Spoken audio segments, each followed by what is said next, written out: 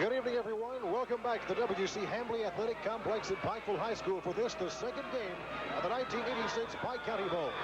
I'm Jeff Noble, along with me, John Jury and Cat Sizemore. Kickoff is ready for the second game between the Greyhounds of Paris and the Panthers of Pikeville, and Pikeville will receive. And here we go, first quarter action beginning. In case you just joined us, in that first game, the Belfry Pirates came back in the second half to defeat the Harrison County Thoroughbreds by 21-14. And right now, starting things off, Pikeville will have the ball, 1st and 10, as we start the festivities right around the 28-yard line and start things off. John Jury. John? Well, the Paris Greyhounds are led by a couple people in their defensive alignment. Brent Chumley, number 62, a tackle. He's a big 243-pound junior. And Clyde Marks, defensive end, number 83. And then another linebacker, Jeff Reese, number 26. He's just a sophomore. Starting right now, 1st and 10, Gene Pinson, the quarterback for Pikeville, hands off a gain of about 5 or 6 yards, and that was given to Chad Thornsberry, who's the fullback for the Pikeville Panthers, and right now Cat Sizemore has more on the Pikeville offense. Okay, Jeff, in the backfield for Pikeville, that quarterback will be Gene Pinson, number 15. The left halfback will be Chris McNamee, number 20. The fullback is number 40, Chad Thornsberry, and the right half is Andy Williamson, number 32. Okay, 2nd and 5 now for Pikeville. They're on their 32-yard line. Pinson again, hands off, up the middle run to around the 35-yard line. We'll see if we can pick it up who it was on the play. Number 30, Eric Stewart, a linebacker, 190 pounds, a senior. And that was Andy Williamson on the run for the Pikeville Panthers that time. And it's a gain of about 3 yards. 3rd and 2 now at the 36-yard line for Pikeville, and some more on the offense for Pikeville. Okay, we're speechless this evening.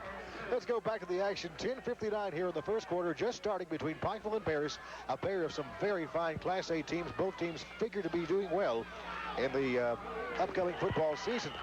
Run up the middle this time of about a couple of yards. Looks like it's going to be a first down, Jeff. That's right. On the run, it was that was Greg Hackney on the run for Pikeville, who's playing left halfback this evening. And it's going to be close. It's a first down for Pikeville. And Cat, we have a new set of officials tonight in this game, in the second game. Right, these guys are also from Northern Kentucky Officials Association. The referee is Bud Moore. The umpire is Neil Thompson. The head linesman is Jim Swope. The line judge is Dennis Ferguson. And the back judge is Terry Donahue. 1st and 10 now for Pikeville. They have it on their 37-yard line. And this time a run up the middle once again, which they've done the last 4 times in this first set. They're coming up the ball very well in this opening quarter. Again, Andy Williamson on the run. He's also one to watch out for, as well as their senior quarterback, Gene Pinson. 2nd and 8 for Pikeville at their 41-yard line.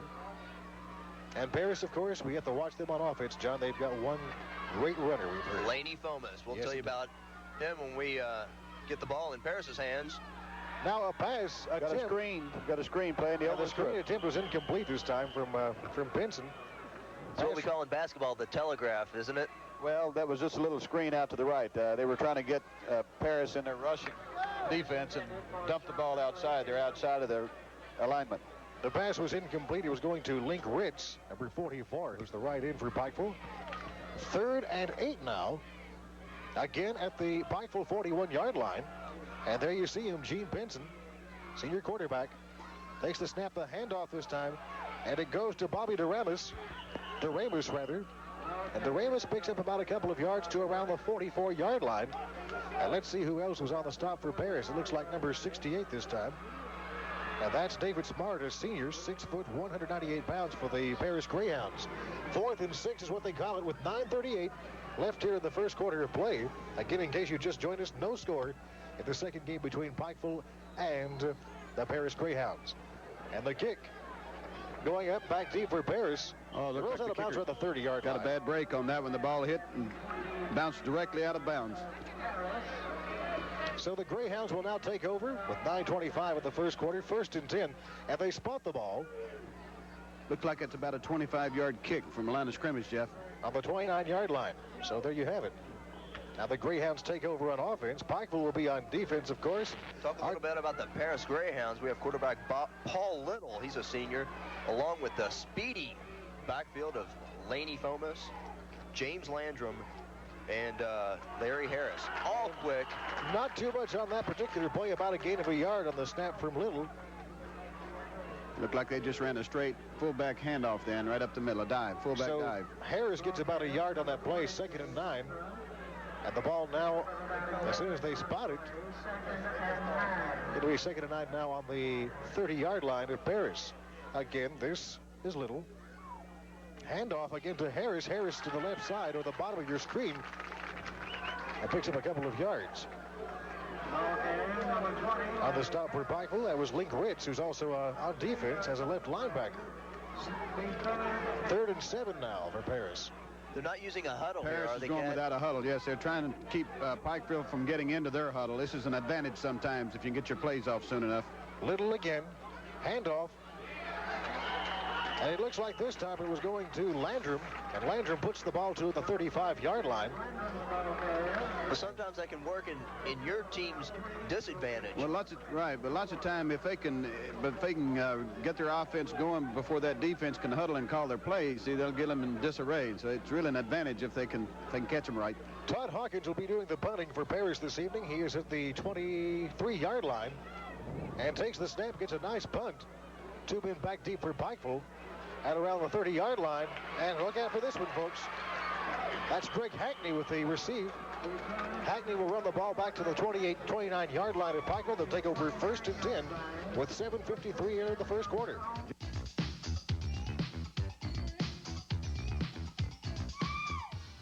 There's a super summer sidewalk sale at AMPAT.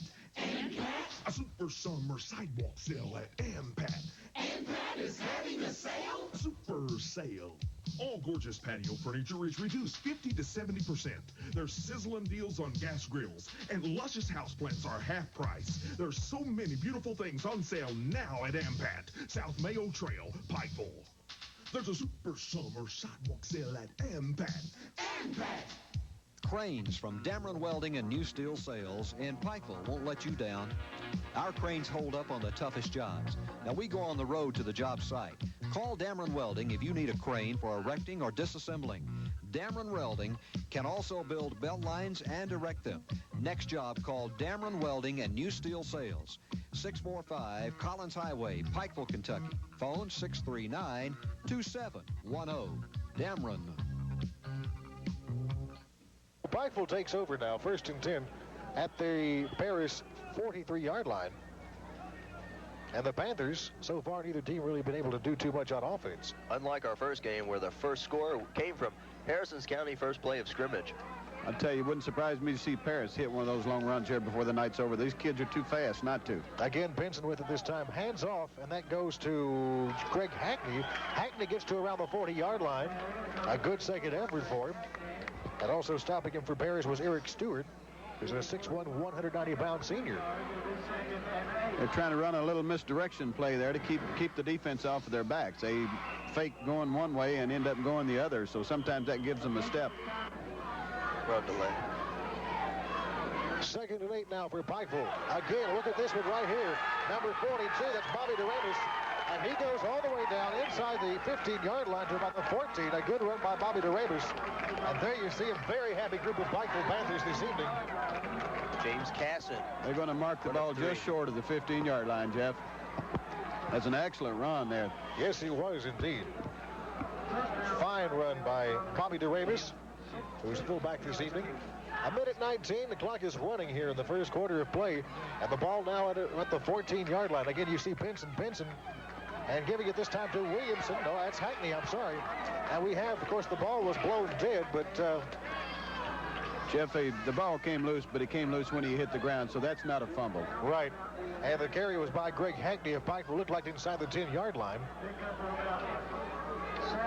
So 7 yards, so it looks from here like 2nd and 4.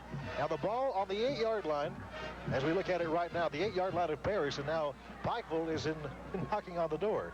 Benson this time, handoff. That goes to Doremus. Doremus picks up a yard or two. Now that's all she wrote on that one. There to stop him for Paris, as we look right now, was Tony Blanton, who's a junior, playing defensive end this evening. And it looks like Cat from here, Cat and John, it may be 3rd and 1 with about 23 seconds left to go here this first quarter. It really doesn't matter. This is the first quarter. It's either score in this end zone or jaunt down about 90 yards to score that other touchdown. You just take a walk. That other end zone. Okay, here we go. Third and looks like 1 from here.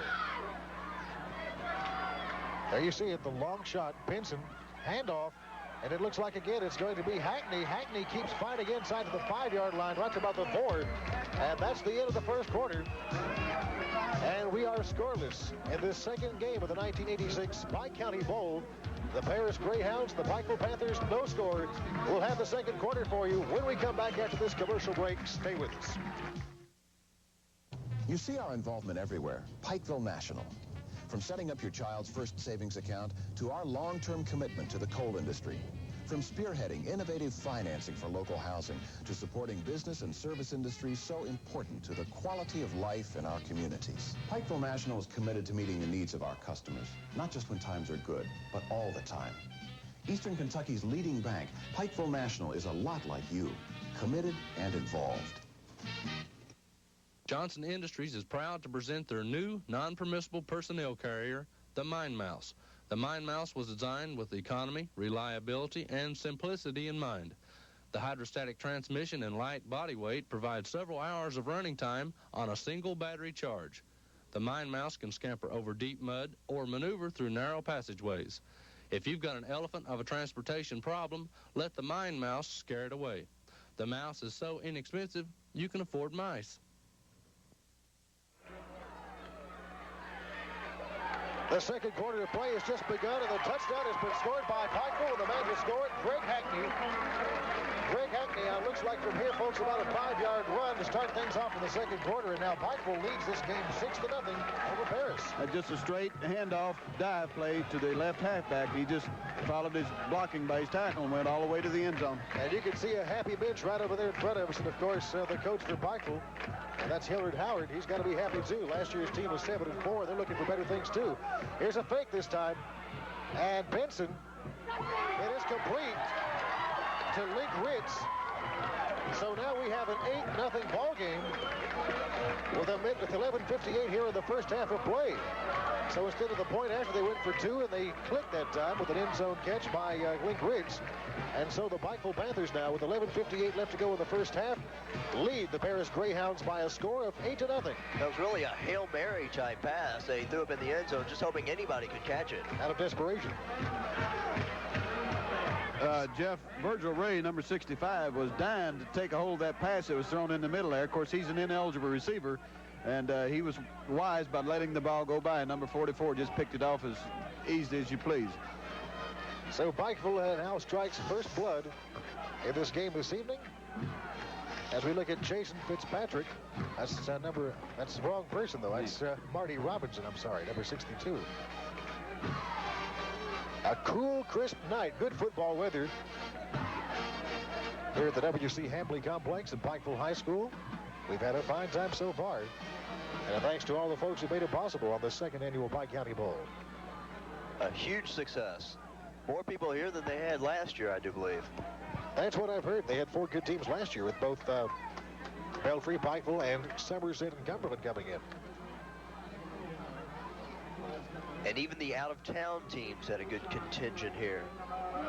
Very well. They had a good crowd from Harrison County, and of course Paris has one too. Marty Robinson will be kicking it off for the Panthers. You see him lined up now.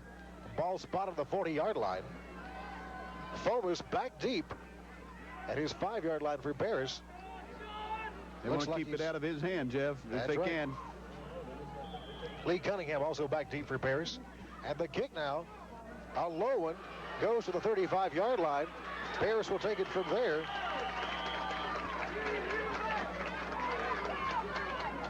I was trying to pick up who that was. They were wise to kick it away from Fomus, but at the same time, Paris ended up with excellent field position at almost their own 43-yard line. That's correct, John. They do have a good shot at it now with 11:54 in the first half.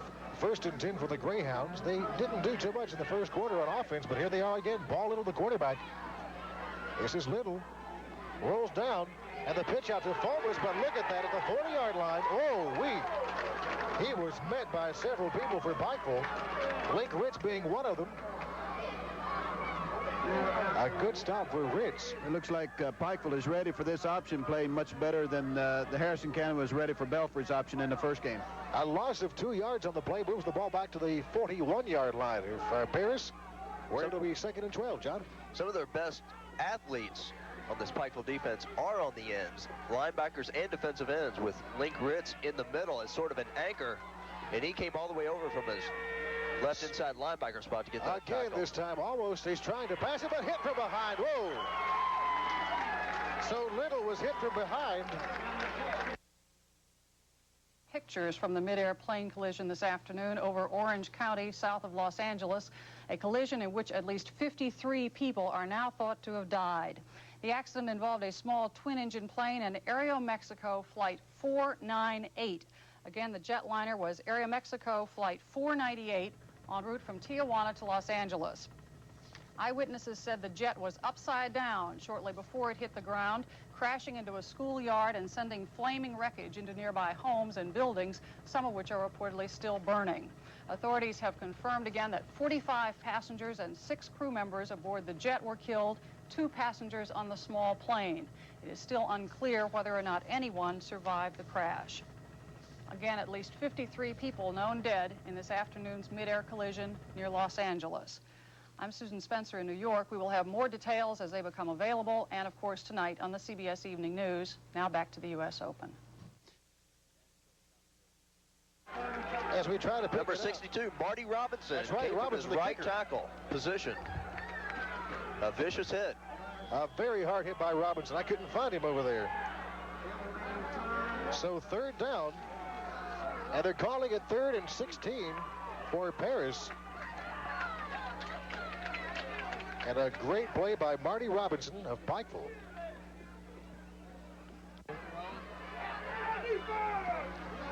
Great play by Marty Robinson, that last one, of course, which brings the ball back to the 36-yard line in Paris, where it's 3rd and 16. Again, Little in trouble, and he's brought down by Flags on the play. But there is a flag on the play, as John said, Andy Williamson. Cat, did you get an alignment? The only thing I could figure, it must be a holding on the line of scrimmage, because the flag was thrown right in there. The umpire is usually the one that calls that. And there it is, yeah. That's what they call it. They call it on Paris, so we're going to take a march backwards. I just saw something there I didn't like. I was just bragging earlier about the good sportsmanship, but I saw both teams, some of the guys waving their finger at each other. That's not too good. They refused the penalty, Jeff. So we're back where we started once again now. 4th down and 16. And the ball on the 31-yard line of Paris, so Paris will be bunting.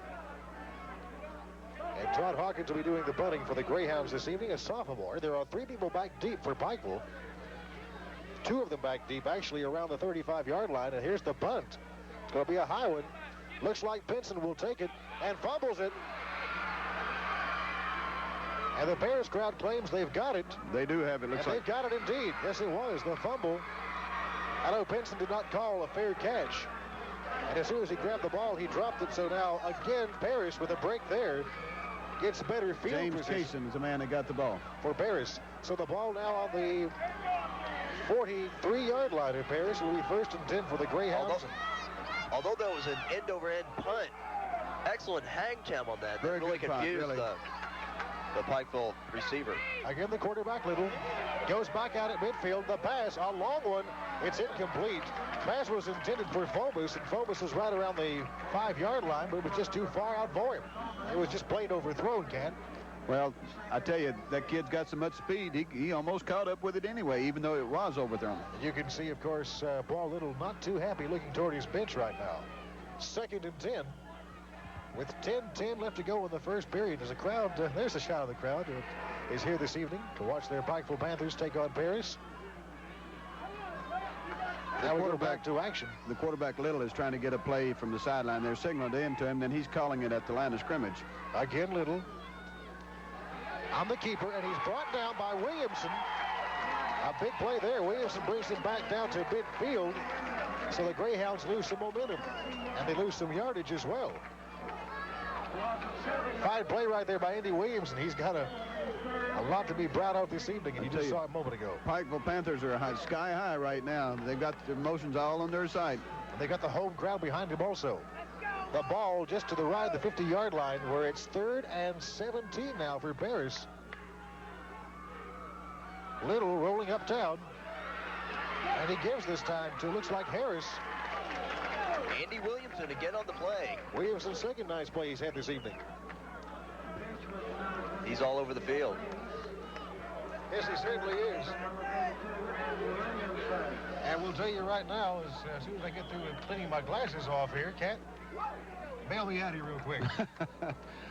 I tell you, the little end made a good defensive play. He played the quarterback and made him pitch it, and then the cornerbacks just picked up the pitch man, so that kept him from getting the long yardage. And the punt by Paris goes back out to Pikeville. Let's see what happens this time. They do carry a fair catch.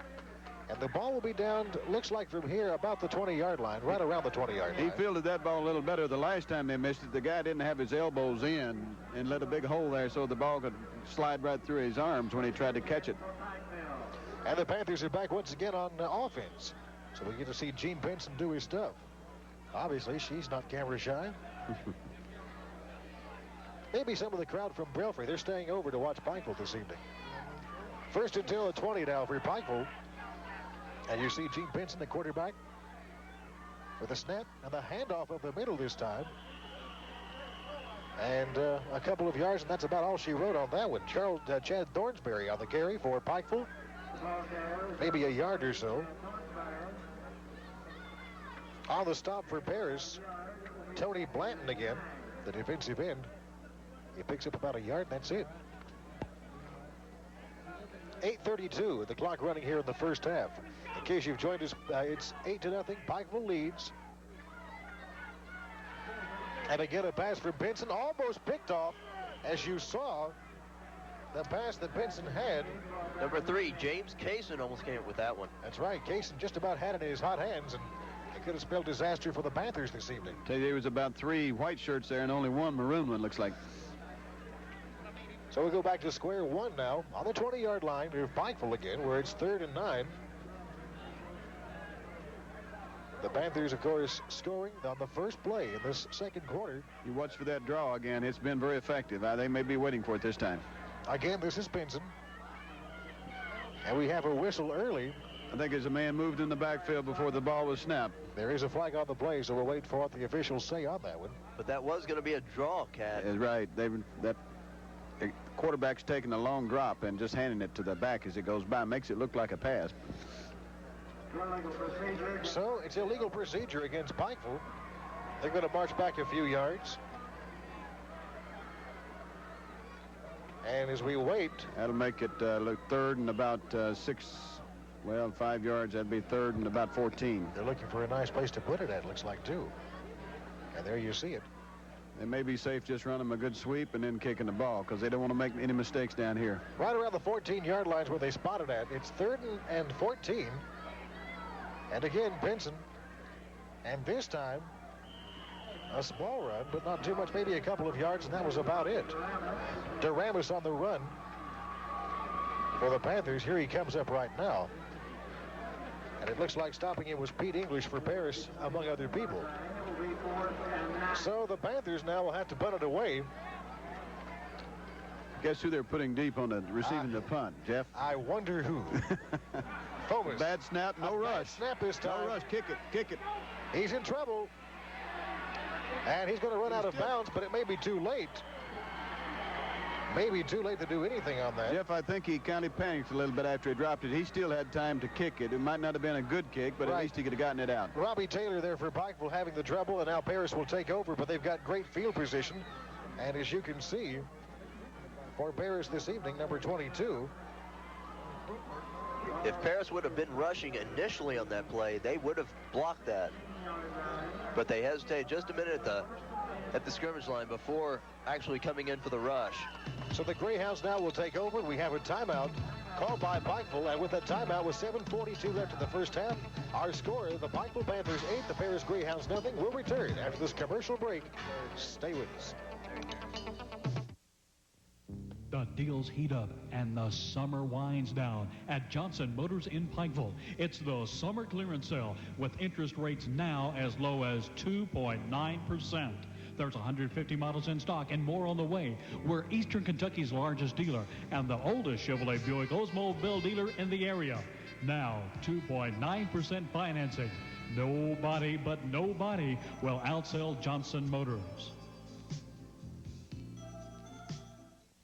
Unearth the answer to your heavy equipment needs. For buying or renting durable, tenacious equipment, come to Commonwealth Equipment, South Mayo Trail in Pikeville, featuring John Deere. Remember, nothing runs like a Deere. Commonwealth Equipment offers total products in the construction line, forestry line, utility line, plus light and industrial. Get dependable replacement parts, top-notch service, plus famous Stihl chainsaws. No mountain is too high for Commonwealth Equipment in Pikeville. The ball is spotted on the 16-yard line of Pikeville. Paris has it 1st and 10. And John, Jerry, there's an injury report to talk about. We'll talk about this in a moment or so. Little now. And the give this time to number 40 of Paris. That's James Landrum. And Landrum is awful close to a touchdown. He's inside the 5-yard line. He's about the 4-yard line, looks like. Well, they will miss one of their tailbacks. Larry Harris was seen being taken off the field in an ambulance. He had his arm wrapped, and it looks like he's going to be to the hospital, and that's probably the last we'll see of Larry Harris tonight.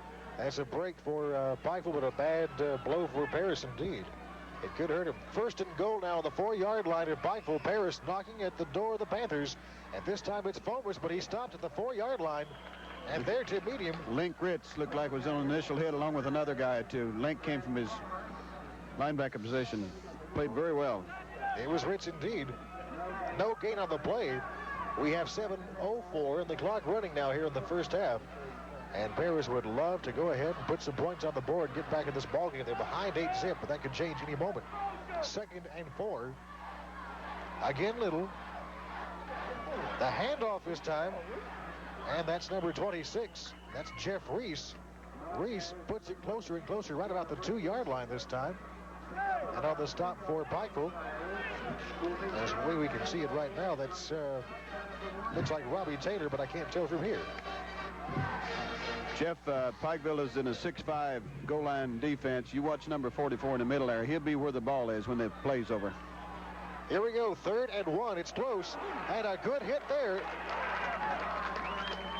A good hit. And that time Marty Robinson bringing down Laney Fomus and prevents him from going over for the touchdown. This is the same type of goal line defense that University of Kentucky used, the Jerry Claiborne thing, and it's a tough goal line defense. Right now the ball spotted at the 3-yard line, 4th and goal. Big play right here. And Pikeville doesn't want to give up an inch. This time it goes. It's Landrum, but it's Fomus. No, as you can see the fake, it was the quarterback, Little this time, running into the left side, faked us out. And Paris now has 6 points on the board. I'd say the faking on the part of the halfback on that side had a whole lot to do with that, because no one stayed with the quarterback. Somebody just missed their assignment there. That should tell Randy Reese what he's going to do the next time he gets the ball. Running that quarterback option, utilizing the outside speed that the Paris Greyhounds have. Todd Hawkins will do the point after. Here it comes. It's up. And it's good. So we now have an 8-7 ball game. And our score with 5:50 left to go in the first half. It's the Pikeville Panthers 8 and the Paris Greyhounds 7. And we'll return after this commercial break. Stay with us. There's hardly enough time to tell you that Robinson Creek Supply carries a complete line of mining supplies. Anderson Power Products battery plugs for longer battery life and less downtime. Mine battery lights and chargers. American-made Easco hand tools with lifetime warranty. Iron Age steel toe work boots. Both metal and plastic for all your plumbing needs at home or in the mines. Plus a full line of plumbing repair or replacement parts. We're out of time, but we're not out of parts. Robinson Creek Supply, 639-4348. Hi, I'm Lynn Thompson. Great American Realty and Development Homes Incorporated sell quickly because they get lots of attention.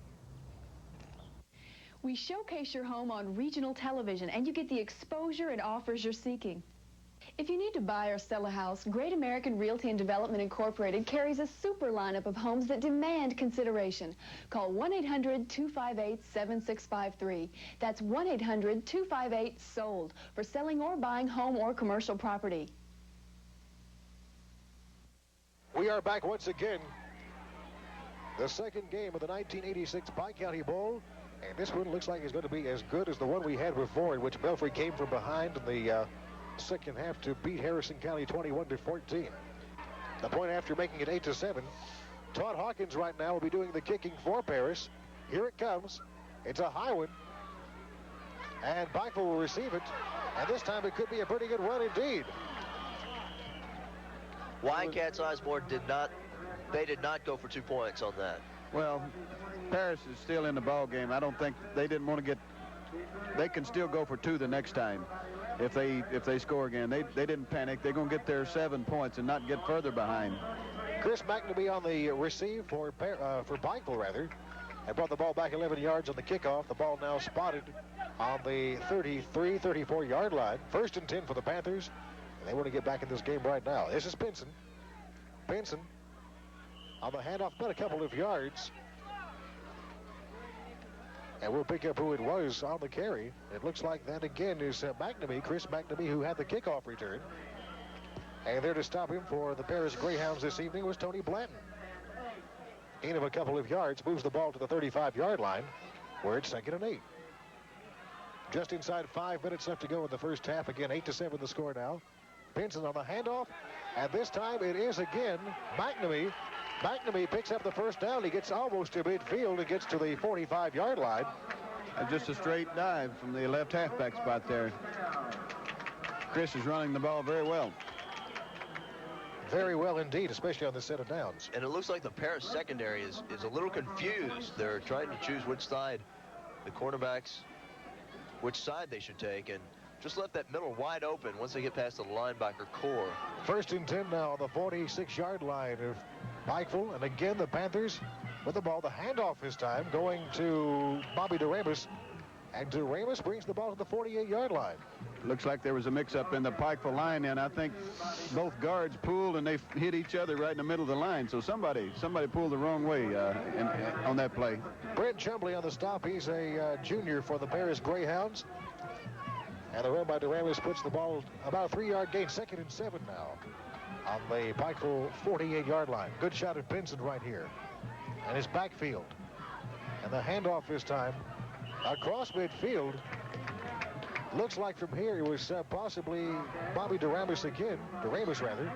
Mid 3rd and 4 looks like. And he brings the ball across midfield to the 48-yard line of Paris. 3:48 left to go in this first half of play. The ball is spotted in Paris territory. They're 48. Pikeville now 3rd and 4. And Pinson once again.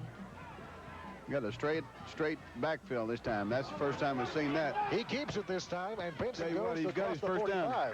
Got his first down. Yes, he did. He brings it to about the 43-yard line of Paris. And they do pick up the first down. Sometimes a broken play actually turns out a better gainer than a play that works out well. So that was a broken play, and he took it for first down. The quarterback was smart, but just keeping the ball and turning it upfield. So a 1st and 10 for Pikeville, and pick up another one, this time at the Paris 44-yard line. And coming up at halftime, well, we'll have a little show from the Paris High School marching band, so stick with us. Again, you see Gene Pinson, the starting quarterback. Handoff, and this time it goes to Williamson. And you saw it right there, Williamson going to near the 40-yard line. And he was stopped by Jeff Reese, who's playing one of the linebacker positions for Paris tonight. They were running out of an I formation that time. Williamson lined up as tailback. Williamson also plays on the defense. Will that wear him down as we get into the second half of play? Well, a lot of these small schools have to use some of these kids on both offense and defense. Again, 2nd and 6, Pinson. And another handoff up the middle this time. I believe Williamson was on the run, and he comes up, so it was, well, maybe not Williamson this time. Yes, he was. I'm sorry. Williamson on the run punches the ball in now to the 38-yard line. So again, for about another couple of yards this time. They call it 3rd and 5 for the Panthers. Coming out is Thornsberry. Coming back in, Bobby DeRamus. And the Panthers would like nothing better than to increase that lead from 8-7. Especially with little more than 2 minutes left to go in this first half. Keeper this time, Pinson. Look at this one. Pinson finding his way to the 30-yard line, but he's brought back around the 33-yard line. Tell you what, he's got enough for a first down. Looks like, Jeff, they gave him his forward progress point beyond the chain. James Cason on the stop for the Greyhounds this evening. It's going to be awful close. I think they may call for a measurement. No, he's got it by 2 yards. Okay, he did. That's right. With room to spare. Ball spotted on the 32-yard line of Paris. And now 1st and 10 again for Pikeville with a minute 57 clock running here in the first half. Pikeville desperately wants to get back on the board here. They're in a power eye this time, looks like, the Pike. And this time for Pikeville, Hackney with a run up the middle again to the inside the 30-yard line. Jeff, the Pikeville team is using a variation of offensive sets. They've been in the pro set, they've been the veer, they've been in the eye and the power eye, so they're using quite a different number of plays. They like to mix them up. There's no question about that. Once again, coming out Thornsberry and Hackney. Williamson's back in there in the backfield again. Also McNamee and Benson. 2nd and 8. This time, another run at the middle. Gets it inside the 32 around the 28-yard line. And it looks like from here it was DeRamus again on the run. That's Bobby DeRamus right there. You see him coming out. And the ball spot on the 27-yard line. 3-yard gain for DeRamus. And we have less than a minute now. 51 seconds, John. Cat, this is a 3rd down situation with less than a minute to go in the first half. What do you think they will do here? Will they air it out going for the first down? I would suspect they do something long, yes. There's a flag on the play. Benson, the pass is complete to Brian Mahan, the left end. That's Mahan right there. Mahan did step out around the 15-yard line, but there are flags on the play. The linesman threw his. It's offside on one of the teams. I don't know which one. Motion. Okay, against the offense. So that was a bad break for Pikeville if it turns out to be an offensive penalty, because the pass was complete from Benson to Mahan. As you see the Pikeville's now going back out of the huddle, or coming into the huddle rather. 35 seconds of the time we have remaining on your screen. 8-7 the score. The home team Pikeville, the Panthers, they lead the Greyhounds of Paris. That's going to make it 3rd down about 10 or 11. Now they only have 35 seconds to go, so. And now Gene Benson wonders what to do with his Panthers at the present time. He calls a timeout. So we do have a timeout now with 35 seconds. He has 3 timeouts in each half, so he's using them wisely here. And we'll keep it right here, we understand. Okay, any comments, folks? It's been a very good football game, I think, Jeff. So far, Pikeville is playing very aggressively, and they've been able to keep the Paris Greyhounds inside the tackles because they have excellent speed. And if those kids ever get outside, they're all gone. John? But I'm afraid that the Pikeville Panther squad, since many of their top offensive backs and many of their defensive stars are the same people, it may turn out that they may be run down. There's no question that numbers will definitely wear you down over the long haul, but I know Paris has got a lot of kids over there on the sideline too, but you just wonder how many of those are young kids. I know some of these small 1A schools, they have a lot of kids on their squad sometimes, but a lot of them are freshmen. Well, they're receiving, we should say the signals have been received by Gene Benson. Now he just came back onto the field. As you see both teams, Paris now coming out of their huddle. Paris on the left. Now Pikeville coming out of theirs. They're the team that's now moving towards you and toward the football. 3rd and 10. And this is what's important. The ball on the 32-yard line of Paris with 35 seconds. Benson goes back to pass this time. Intended for Mahan. It's been intercepted by Paris. And for Paris, number 8, Steve Quigley. That's right, John. A junior defensive back. Quigley right there, very happy, picking off the pass that was intended for Mahan back around the 10-yard line, and Paris will take over with 26 seconds left in the first half. And they should just sit on it, shouldn't they, Cat? Well, you know, there's only a little time left in the half, so that's not too bad. They tried. They could have made it. Once again, we'll get to see Paul Little try to punch it up into the end zone. Now with 13 seconds, he may not be able to do it. They have time for one more play, and we'll see it right here as Little waits, and it's to no avail because Pikeville made him back in the backfield, and we now have 1 second left in the first half. We'll see if we can pick it up for you. It happened so quickly. It wasn't Fomus, though, that was for sure. It looked like it was Landrum on the carry, and he was just brought back.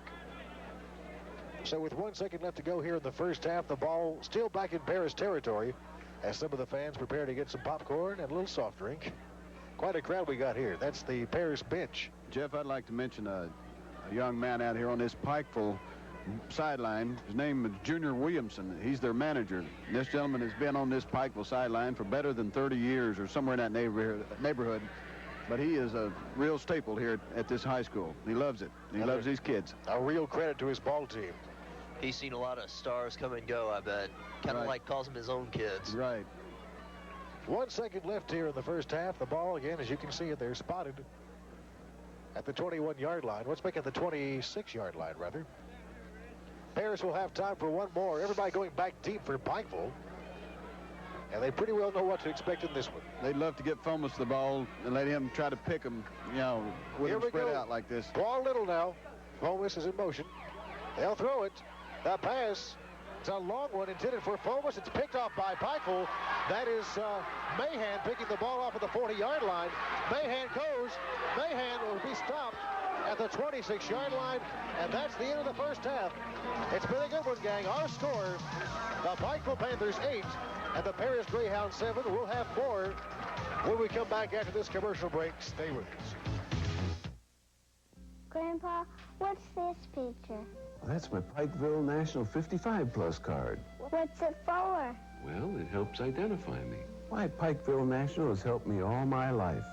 They gave me my first loan when I started into business. They loaned me money for my first pickup truck. They even helped when we bought this house. As a matter of fact, since you've been so good today, here's a couple of dollars to open your first Pikeville National savings account. Pikeville National. You can bank on us. Isn't it good to get back to the country? You get a taste of the country every time you bite into Famous Recipe Country Chicken. Honey dip for the flavor that makes Famous Recipe famous. The flavor of the country is captured in our farm fresh vegetables, salads, and buttermilk biscuits.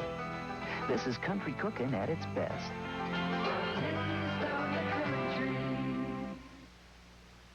Well, what'd you think? I thought it was going to be boring. Wasn't bad, was it?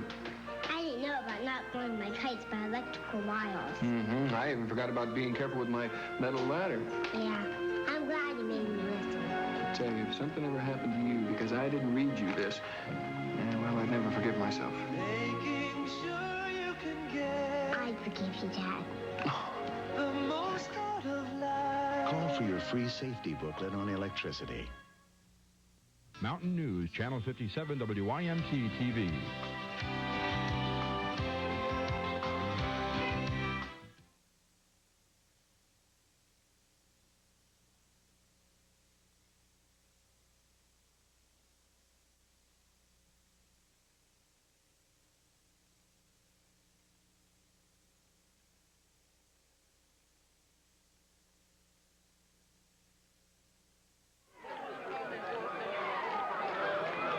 Okay, we're back once again now. Second half of play between Pikeville and Paris. In the second game of the 1986 Pike County Bowl, John Jury and Cat Sizemore along with me. I'm Jeff Noble. Glad to have you aboard on this evening. It'll be Pikeville. Marty Robinson kicking off to Paris. Back deep is Fomus. That's Lanny Fomus. And folks, any comments about the first half? Apparently not. Onside kick this time. Paris will receive. Okay, John. Jeff, I'm very surprised that that Paris did not go with the option more after they were successful on that touchdown run late in the middle of the second quarter when they scored from 5 yards out on the option by Paul Little. That's right. Surprisingly, they should go to that more in the second half, and they might find themselves being pretty successful at it. The ball spotted now on the 47-yard line of Paris, and Little gives the handoff. And it looks like from here that's going to be Landrum. Landrum picking up the yardage to about the 48-yard line, and it's now second and probably 8 yards to go for the first down. Cat? I think, Jeff, in the first half, Pikeville definitely was the hardest hitting team. They, of course, they've had to hit this Paris bunch to keep them down with all the speed that they have, but I think they outplayed them that first half. Second and 8 now. This time Little gives to Landrum, but he keeps it. As you can see, Little running out to the left side up the screen. He goes to the 38-yard line, and he's met there by several defenders for Pikeville High School. And one of them, it just so happens, we is have Chris a man McNamee. injured on the field. That's right. We have a timeout now on the field, John, and it looks like from here that Paris will have possession of the ball right about somewhere on the 40-yard line when we come back, actually the 38-yard line of Pikeville. And there's that option I was talking about. They just picked up about 15 yards. It should be likely that they would do that more often, and I think to both sides. Right, Little made an excellent fake then, John. He put the ball in his running back's pocket and rode him there for a couple of steps until the defense committed themselves, and then he just pulled it out and went around them. He's a quick little back. It's amazing how much speed this Greyhound group has. And they really haven't utilized it that much.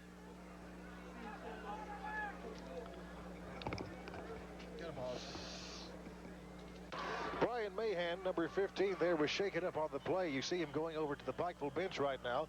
Mahan, of course, was the man that almost had that pass back around the 10-yard line of Paris for the second half, but it was incomplete. Looked like he may be dazed just a little bit. He probably took a hard lick on that last option. There it comes again. Little on the keeper this time to the 40-yard line. And he is met down there by several defenders for Pikeville. See if we can pick those up right now. Looked like Link Ritz was on that stop also. There was an excellent play that time by Chris McNamee, the linebacker for Pikeville. He played that pitch man all the way to the sideline. 2nd and 11 now at the 40-yard line of Pikeville. Paris, Little rolling out. Hands off this time. You can see it right there. A good run. And that's by Harris. I'm sorry, that's Jeff Reese, pardon me. Reese goes down to around the 25-yard line and picks up a first down for the Greyhounds. And it seems like they were fired up. Maybe his papa had something to do with that. I noticed that Paul Little, the quarterback, is limping slightly as he walks through the Paris huddle. Whether or not he twisted a foot or an ankle remains to be seen, but he is limping. 10:27 left here in the third quarter. We just started things off with the second half. 8-7 the score. Pikeville with a 1-point lead, and that's because of a 2-point conversion that they had in the first quarter of play. Now the ball spotted at around the 27-yard line. This time it's Landrum, about a couple of yards on the carry for James Landrum, a senior for Paris, excuse me. On the stop was Jeff Thompson. He had some help also from Link Ritz. It seems, Kat, that when they go around to the left side on that option, they key on their offensive tackle, Raymond Chenault, big 199-pound junior. Okay, the last time they ran that option, the end didn't take the pitch man like he's supposed to. He took the quarterback fake, and if he'd taken the pitch man, they'd had a good loss on the play. But instead, he, I think, hesitated, and that gave the quarterback time to get outside. 2nd down and 8 is where we're at right now. And the ball is in Pikeville territory. Right about the 27-yard line. Again, this is number 1. That's Paul Little. And Little hands off this time and gives to Fomus, and Fomus goes to the right side. He's brought down near the 21-yard line. A good run by Landy Fomus, excuse me. Jody Miller on the stop, number 2 for Pikeville. And now Paris is getting closer and closer, it looks like, Cat, to a first down. Cat, what are they doing different, this Paris Greyhound bunch? They weren't very successful on the ground in the first half. Are they mixing it up inside, outside? That's why they're getting these gains. The coaches made some adjustments, and it's working for him right now. And of course, Pikeville, they'll probably come back and counter their adjustments to what Paris is doing. And now you see Little, and it was a handoff this time. Fomus, of course, was running, but it was not him with the ball. Number 41, Keith Turner. And that's Keith Turner now in number 41 for Paris. I believe he had the 2-yard carry that time for Paris, which makes it 4th and 2 now. And the ball just inside the 20-yard line, up at 21, it looks like, from here. John, the Paris team, when you give them good field position, they're a little bit more aggressive with their offense. Now, the first half, they didn't have that good a field position all the way through. And this time, so far, they've had excellent field position. 4th and 2 now, the 20-yard line, 26-yard line. This time, Fomus, it looks like underneath, and he's coming for the first down. Now, the Paris ball players signal that he's got it, but, of course, the officials say, wait just a minute, folks. Let's hold off on this for a second. Tell you what, it's going to be very close. Looking where he may be short. Looking where that headed linesman put his foot there. There is going to be a measurement on this one. And the first possession of a second half is very, very crucial to how a team is going to Well, it feels your emotions. It either gets you down or get you up, depending on your success. You can see it. It's a first down on your screen. Paris having about a couple of feet to go on that. When they pick up the first down, 1st and 10 now, and the Greyhounds are wanting to score in. This time the ball at the 18-yard line of Pikeville with 8:39 left to go in the third quarter. 8-7 the score. Pikeville leading it by 1 point over Paris in game number 2 of the 1986 Pike County Bowl. Earlier, it was Belfry winning over Harrison County 21-14. Again, the pass this time, it is incomplete. The pass looked like it was intended this evening for Jeff Reese. I'm sorry, that's Daryl Rankin, pardon me, the tight end, Daryl Rankin. Pass was overthrown into that left corner over there, so it's incomplete. 2nd and 10 now. He got his hands on that, and he could have very well have caught it. That was a surprise. I haven't seen Little throw too much this evening. Well, they've come out in a different offensive set. Look what they have there. They've got one back in the backfield. Now they're using Little motion, but you got an illegal shift right there in the backfield that the officials didn't call. Little will try it again this time. He is complete. And again, it's to Rankin, and Rankin punches his way in for a touchdown, and Paris has now taken the lead. You had illegal motion in the backfield that time that wasn't called. While the man was in motion, the left halfback slot man moved some. So Daryl Rankin, a senior at tight end, picking up the touchdown pass from Paul Little, and that now makes the score. It's not 74-7 as the scoreboard says. Let's try 13-8. As we go for the extra point right now. It's up. It is, well, it's good. Point by Todd Hawkins. Very close. Daryl Rankin was the man in motion coming from right to left. When the man went in, wide open on that. Well, when the man went in motion, though, the left back moved a little bit too, and that constitutes 2 men moving. You can't do that in a legal shift. So no one covered. One of the linebackers should have gone with that motion man. They failed to do that. So with 8:16 left to go here in the third quarter, the Paris Greyhounds are now in the lead. Thanks to the touchdown pass going from Little to Daryl Rankin, the point after made by Hawkins, and Paris leads Pikeville now 14-8 in this third quarter of play. And because Todd Hawkins did such a fine job with that point after, they're going to let him punt again. He's up on the 40-yard line right now. Back to receive is Mahan for Pikeville. You also see Chris McNamee. And here we go. Here's Hawkins with the kick. It's a good one. Going back to receive it. That's Hackney. And Craig Hackney with a good run. Brings the ball down to past the 30-yard line, to around the 31-yard line. And we'll pick up who picked up on Pikeville on that one. Or rather for Paris on the stop on defense. Larry Harris on the stop for the Paris Greyhounds this evening. It's 1st and 10 now, Pikeville. And the Panthers have the ball on their 31-yard line with 8:05 left to go in this third quarter.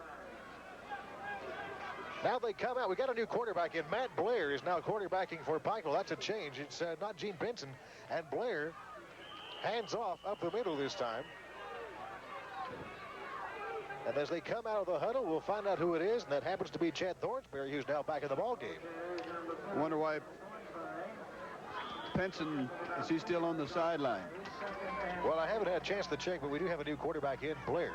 And it's a gain of about 2 yards. 2nd and 8 now for Pikeville, and they have the ball on their 34-yard line. Again, Blair, the quarterback now. He's the backup. And Blair, handoff this time again up the middle, faking everybody out. Looks like it was Williamson. Andy Williamson, who's now back in that ball game, too. A gain of yet another couple of yards. Penson's on the sideline with a towel and some ice around his neck. See, he seems to have a slight injury there. There you see Andy Williamson. And also with him, that's Link Ritz. With 7 minutes left to go here in the third quarter of play. 3rd and 6. Blair again wants to pass. He does. The pass is overthrown, intended for Greg Hackney back at the 42-yard line. But it was broken up backfield for Paris, and Pete English was the man that helped to break it up. So now Pikeville will have to punt it away. And Paris has a chance to punch some more points into the board once again, folks.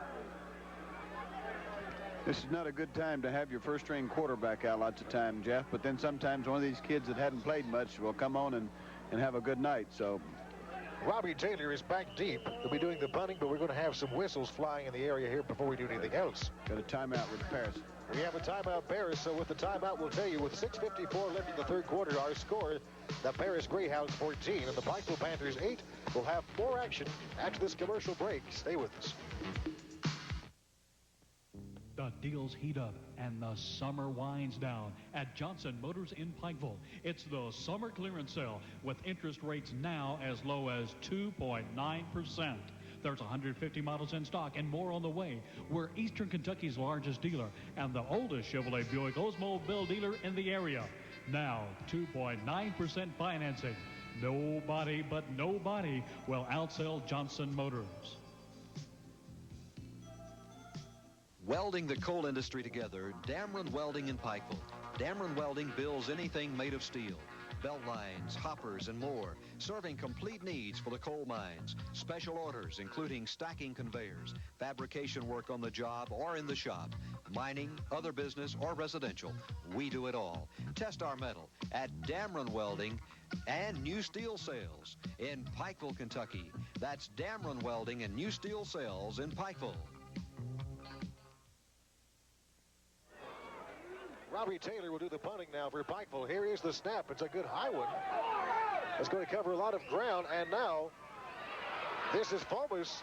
Fomus running to the 25 to about the 30-yard line. Good hang time on that punt also by Robbie Taylor. And that brings the ball still in Paris territory to around the 31-yard line. And Paris will take it 1st and 10. 6:42 left here in the third quarter of play. We've had some good football so far. First game especially where we saw Dwayne Francisco and the Belfry Pirates defeat Harrison County 21-14.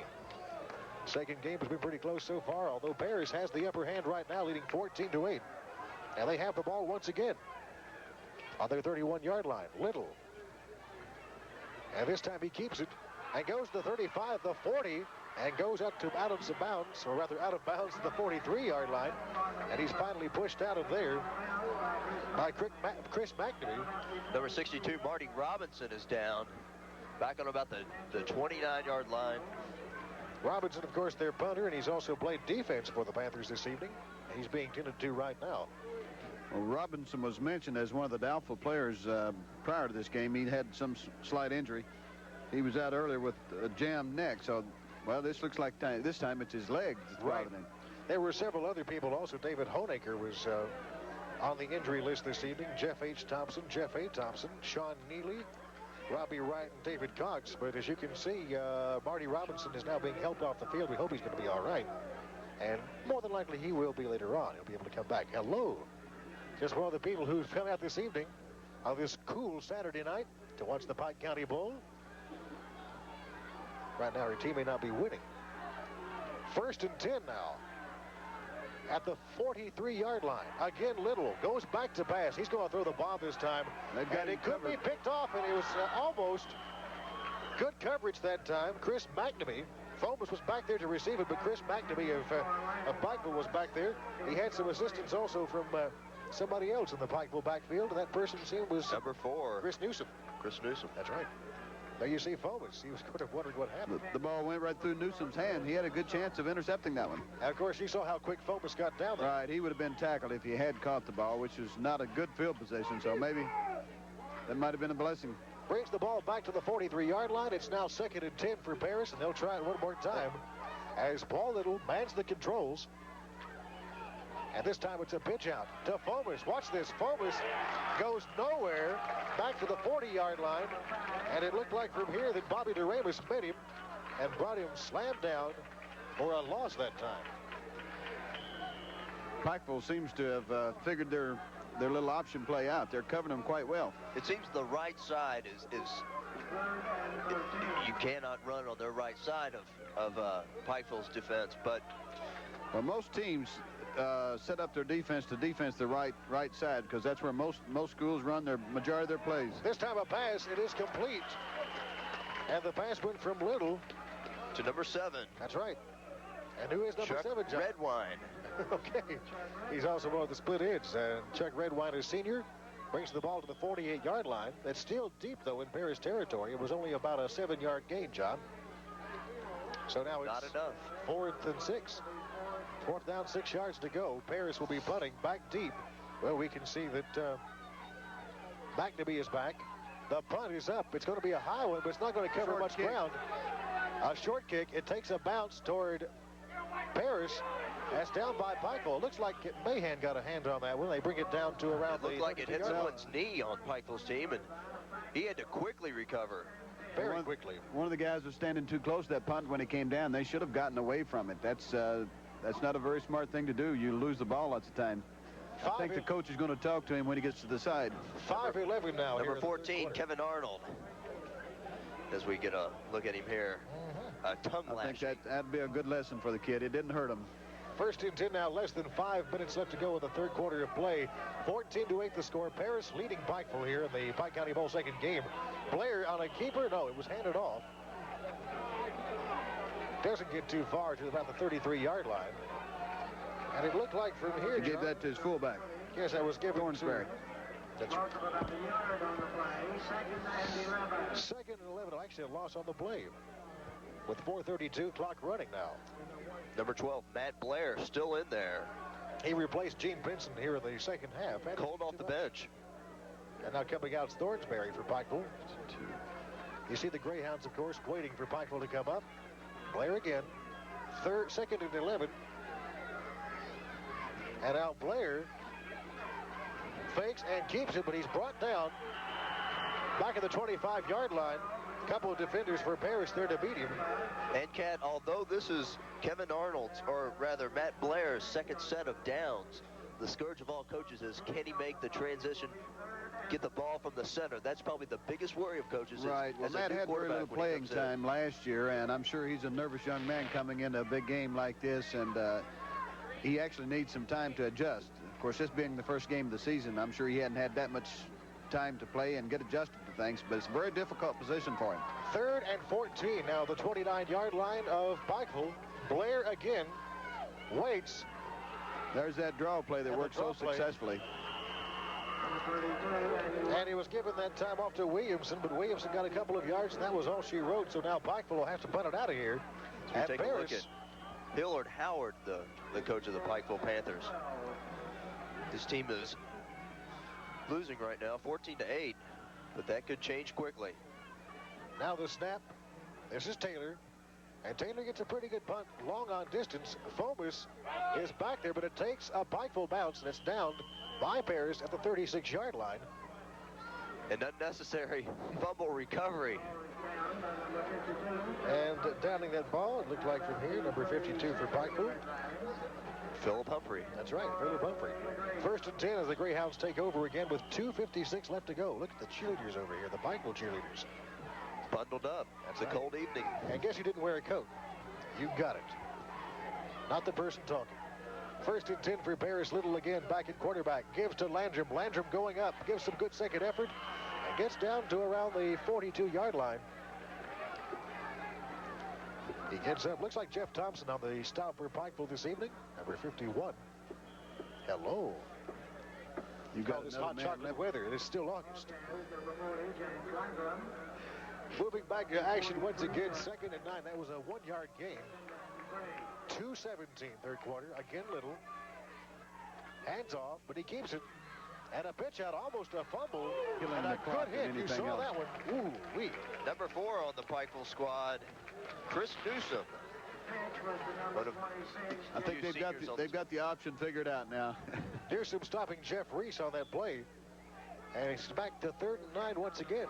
Somebody bail me out. I got to clean my glasses here. Paris is still going with a no huddle. And again, Paris, this time Landrum. And Landrum is hit hard.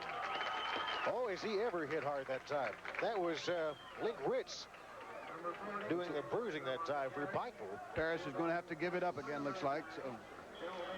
Looks like Todd Harkins will get himself a trip back on the field once again, and Pikeville extremely happy about that last play as you see him coming off. You see, you have 2 good punters in this game, Cat. You have 2 punters that have very good hang time.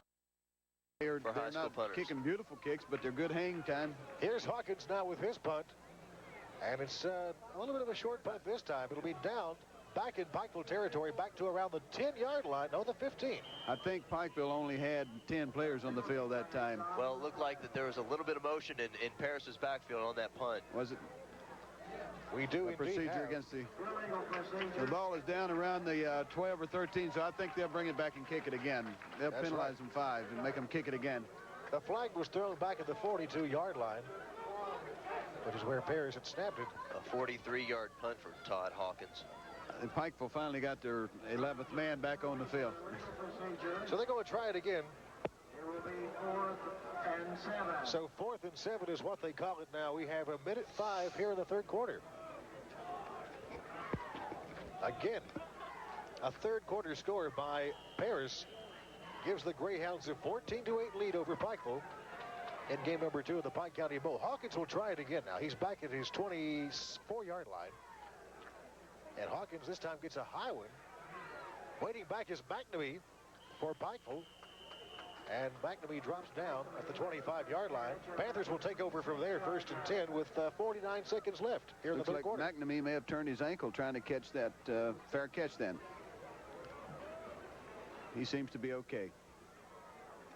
Good to hear. Several of the defenders coming off the field now for Pikeville. Both teams ready.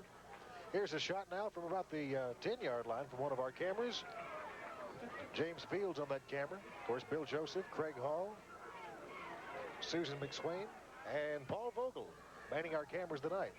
Here's a shot from Craig Hall from the field camera. As you see the football, the 26-yard line to be exact. Pikeville now lining up, 1st and 10. Again, Blair, the quarterback. This time it's Williamson. Williamson grinds out some yardage. And Williamson pushes the ball up to about the 30-yard line. The ball carries number 32. Gain of about 3 yards. Williamson out to about the 30-yard line. So they call it 3rd and 7. And that brings the clock to 30 seconds left in the third quarter. Will be 2nd and 7. Again, Pikeville behind 14-8 here in the third quarter of play. There's the quarterback. That's Matt Blair. Blair giving it, looks like, to Thornsberry. Thornsberry again grinding it out for about 2 or 3 more yards. Cat Sizemore, as we down in this, Cat Sizemore, as we're down entering this fourth quarter, what do you see Pikeville as having to utilize some of Paris's weaknesses? Well, Pikeville's going to have to get a sustained drive going here, and I think Blair now is probably getting adjusted a little bit. But they've got plenty of time to win this ball game, so they just need to settle down and stick to their original game plan. And that's the end of the third quarter, folks. And our score after 3 quarters of play, the Paris Greyhounds 14 and the Pikeville Panthers 8. We'll have the fourth quarter of action coming up in just a moment after this commercial break. Stay with us. The new remote control barrier gate by Johnson Industries can add a new dimension to your privacy and security. The gate is the answer to traffic control for residential or industrial roadways.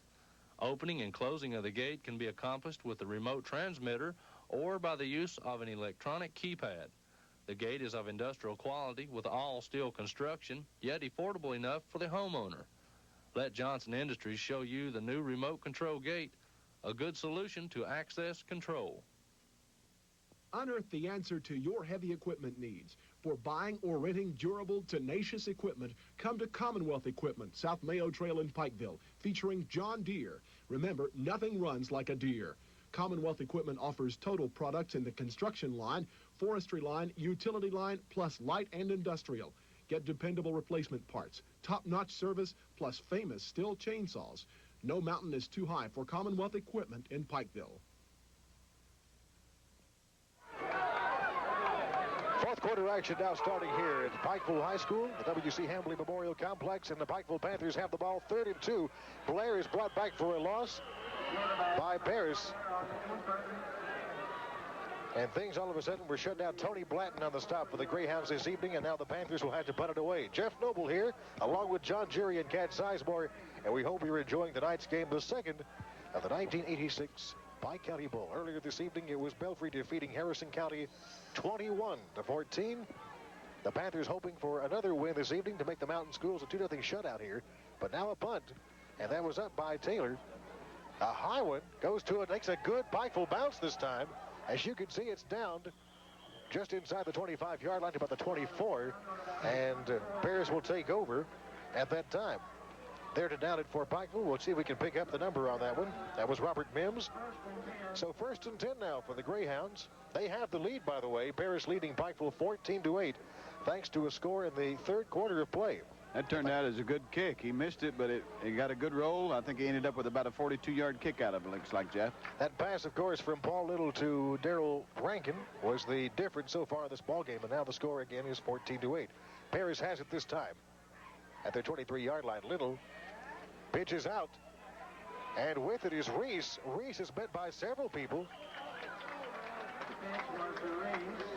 and hit hard. In fact, Chris Newsom, one of those persons on for Pikeville, bringing him down. There you see Reese. And Reese picks up a yard, brings the ball to near the 25-yard line.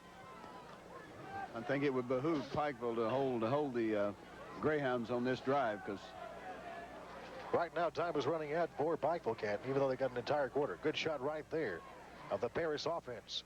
And now this time, the pitch out to Fomus. Fomus, as you can see, he's going to that corner, and he is brought down, but he breaks it. Look at this. We've got Fomus. He is running all the way in for daylight. And you can see it. Laney Fomus scores the touchdown for Paris. A good run. I would say over 80 yards. Paris now leading it. That's 74-yard run. 20-8. 74 yards. 74 yards. Wow. Don't you wish you had a replay on that one? Now you see why he's so quick. That's the daylight he's been looking for all night. The kid can really move. That gave the Paris fans something to cheer about. Now they've increased their lead over Pikeville this evening by a score of 20-8. That indeed puts them up in the driver's seat. Hawkins for the point after. As we see on the shot, this is Hawkins. It's up, and it is good.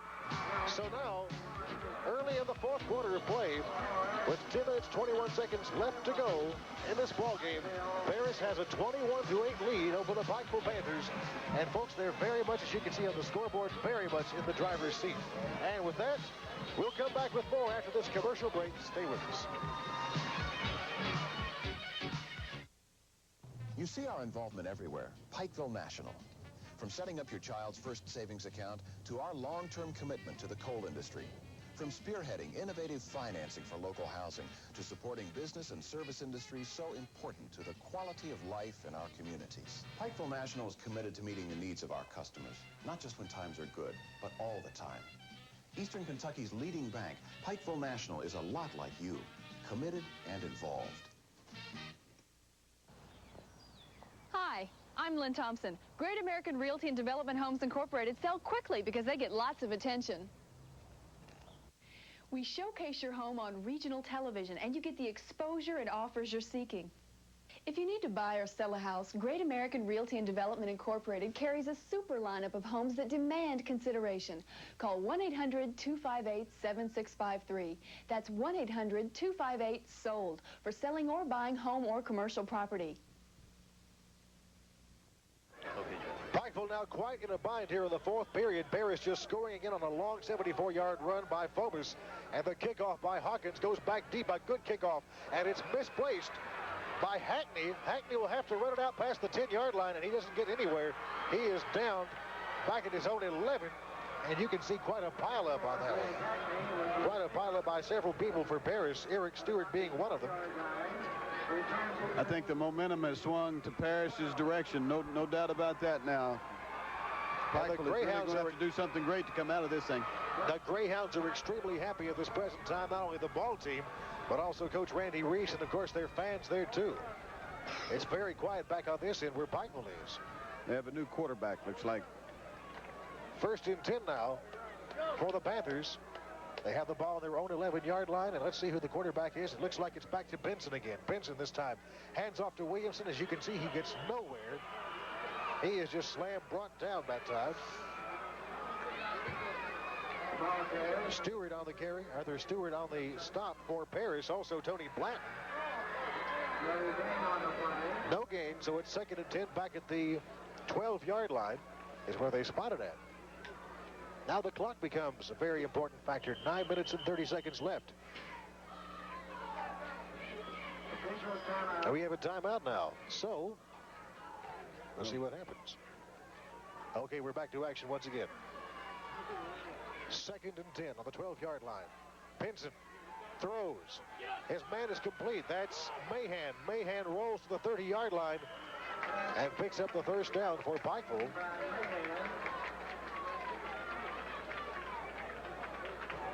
Mahan was injured earlier in the game, but shrugged off that, and he's back in action. Good chance there. I don't think the Paris Greyhounds expected a pass. No, not that deep in the territory. I think they were lined up. They were going to go after him, I think, rush him. And we saw Pinson do that in the first half, of course, as he comes back out of the huddle right now. 1st and 10 for Pikeville. They have the ball now on their 23-yard line. Again, the quarterback now is Gene Pinson. And Pinson will throw the bomb. He's got his man open, but it's overthrown. Back around the 35-yard line, he had Chris Newsom open, but he was just overthrown. I think the receivers could have gotten to that one. He just lost, I think he lost sight of it.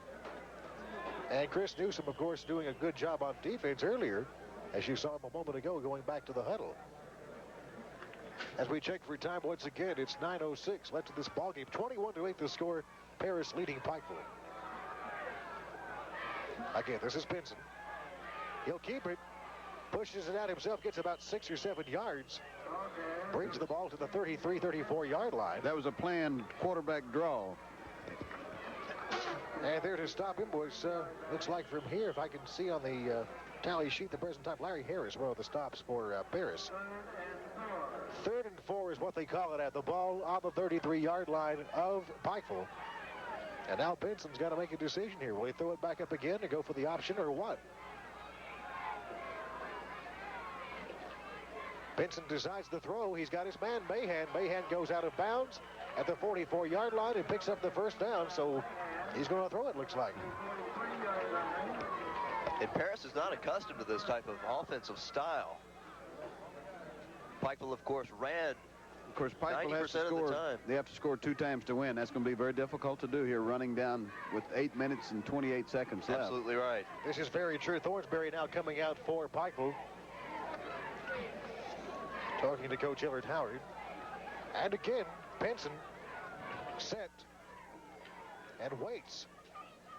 And in trouble and gets nowhere. He keeps it, but he goes to the 45-yard line, but apparently the play was busted up and gains about a couple of yards, and that's all she wrote. Tried to make a pass there. 2 yards on the play. 2nd and 8 now the call. That's the what we have in terms of the downs. And the ball on the 44, almost the 45-yard line of Pikeville. 2nd and 8 once again, and that clock becoming a factor as Pinson waits and looks around. And he'll pass it. This time a short one to Williamson. Williamson at midfield. Williamson gets some good ground and goes down to the Paris 43-yard line and picks up yet another first down. That's David Smart on the stop for Paris. But more important, Pikeville keeps the drive going. Although the time is becoming a factor at 7:46 left to go here. Timeout now, Paris. It's a first down. Andy Williamson showed an awful lot of determination on that run then. No timeout. It was just a first down, so Pikeville keeps it going. They're now in Paris territory, but the clock with 7:30 and running. Again, a pass. This time complete to Mahan. Mahan goes to the 30-yard line. He's going for more. He's bound to the 20-yard line, and a big first down play right there for Pikeville. Number 34, Shannon Sullivan, slipped on that play. The field a little slick. Enabled Pinson, or Mahan. Mahan to get about 10 extra yards. That's right. That little fake inside got him off balance, and he was able to get outside on them. Chris Newsom has now come back in for the Panthers this evening. And the ball near the 20-yard line, with the 21 is where they spotted at. 1st and 10 with 7:24 left in the game. Pikeville has got a weapon in the pass. And the man to throw it right there, Pinson. He looks again. He'll throw a long high one this time. Newsom is go! He almost had it to the end zone. He just couldn't hang on to it. That's a difficult pass pattern. He ran a little down and out and faked the out and then went deep. So it's a takeoff pattern, and of course he had to look back over his head. That's a very difficult pass to catch, but it was right there. Well thrown. Newsom almost had it. Stephen Quigley was right there for Paris that time, and Quigley gave it a run for his money, but it was not to be. Pass incomplete. 2nd and 10 now. They spot the ball once again on the 22-yard line of Paris with 7:19 and the clock running in this ball game.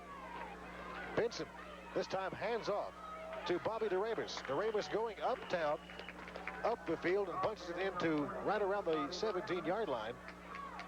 And Bobby DeRamus is one of those men I was worried about because they play both ways, and yet he still gets about 6 or 7 yards on the carry. Bobby is a transfer student in from Texas, and he looks like he's fitting in very well with the scheme here at Pikeville. And we have a timeout now with 7:03 left to go in the ball game. Our score, the Paris Greyhounds 21 and the Pikeville Panthers 8. We'll return in just a moment. Stay with us. There's hardly enough time to tell you that Robinson Creek Supply carries a complete line of mining supplies. Anderson Power Products battery plugs for longer battery life and less downtime. Mine battery lights and chargers. American-made Eastco hand tools with lifetime warranty. Iron Age steel toe work boots. Both metal and plastic for all your plumbing needs at home or in the mines. Plus a full line of plumbing repair or replacement parts. We're out of time, but we're not out of parts. Robinson Creek Supply, 639-4348. Hi, I'm Lynn Thompson. Great American Realty and Development Homes Incorporated sell quickly because they get lots of attention. We showcase your home on regional television, and you get the exposure and offers you're seeking.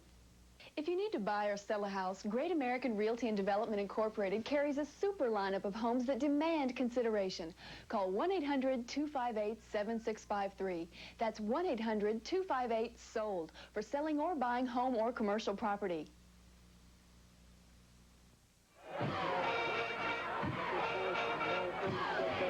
Right now the ball is on the 17-yard line of Paris. Pikeville has it. As you can see, we can pick up the run on that one. That's by Greg Hackney. It was 3rd and 3 on the last run when Hackney took it in. And now the ball inside the 15-yard line. It could be even less than that. Cat Sizemore, what do they do now? Do they pass? Do they stand, keep it on the ground? What is their strategy at this point? First thing they got to do is get this first down. It may make it right here. I think it probably is very close. Looks like they're going to make it.